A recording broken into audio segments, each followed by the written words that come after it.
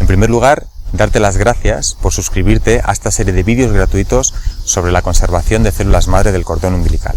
En este primer vídeo voy a enseñarte qué son las células madre, cuáles son los tipos de células madre existentes y cuáles son las ventajas concretas de las células madre del cordón umbilical. No pierdas detalle.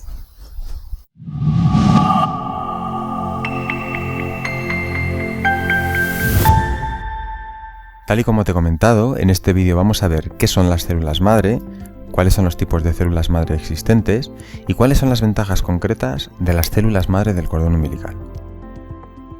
Las células madre son aquellas que tienen la capacidad de dividirse y de diferenciarse. ¿Esto qué quiere decir? Que son capaces de regenerarse y de convertirse en cualquiera de las células del cuerpo humano, como por ejemplo las células neuronales, células de los huesos, las musculares, sanguíneas, etc. Podemos distinguir varios tipos de células madre. Según su origen, existen las células embrionarias, si son aquellas que se encuentran en el embrión, o bien las adultas, que pueden obtenerse por diversas fuentes. Y según el tipo de especialización, pues tendríamos células de la piel, fibras musculares, etcétera, etcétera. En cuanto a las células madre embrionarias, son aquellas que se encuentran en el embrión. El embrión es el conjunto de células que tras un proceso denominado diferenciación originará el posterior feto. Su gran ventaja es que tienen la capacidad de llegar a formar cualquier tipo de célula plenamente diferenciada del organismo. Eso sí, suponen un gran conflicto ético, puesto que implica la destrucción del embrión. Por su parte, las células madre adultas se pueden obtener a través de distintas fuentes, como por ejemplo la médula ósea, la sangre periférica, es decir, la sangre que circula por todo nuestro organismo, o bien el cordón umbilical. Son las encargadas de regenerar los tejidos dañados, organizando el proceso de curación. Podemos distinguir dos grandes grupos de células madre adultas. Por una parte, tenemos las células madre hematopéyicas. Estas están presentes en la sangre del cordón umbilical y de ellas surgen todas las células que forman el sistema sanguíneo, es decir, glóbulos rojos, blancos y plaquetas. Son las más conocidas y las más utilizadas. Por otra parte, tenemos las células madre mesenquimales. Estas están presentes en el tejido del cordón umbilical y de su división se originan los tejidos del cuerpo humano, como por ejemplo los músculos, los huesos y los órganos. Son actualmente la principal línea de investigación en el campo de la medicina regenerativa. Por su parte, las células madre del cordón umbilical presentan múltiples ventajas, pues aun siendo células madre adultas, poseen propiedades muy similares a las células madre embrionarias. Es decir, son capaces de regenerar diferentes tipos de células y tejidos. Vamos a ver las ventajas que las hacen óptimas para la realización de trasplantes. Son estas. En primer lugar, presentan un nivel de autorrenovación y diferenciación superior al resto.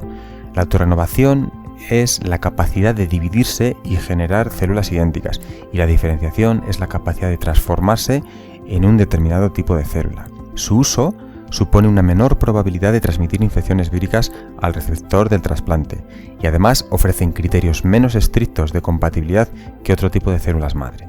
También suponen un menor riesgo post-trasplante de sufrir una enfermedad injerto contra huésped y tienen una reducida reacción del sistema inmunológico.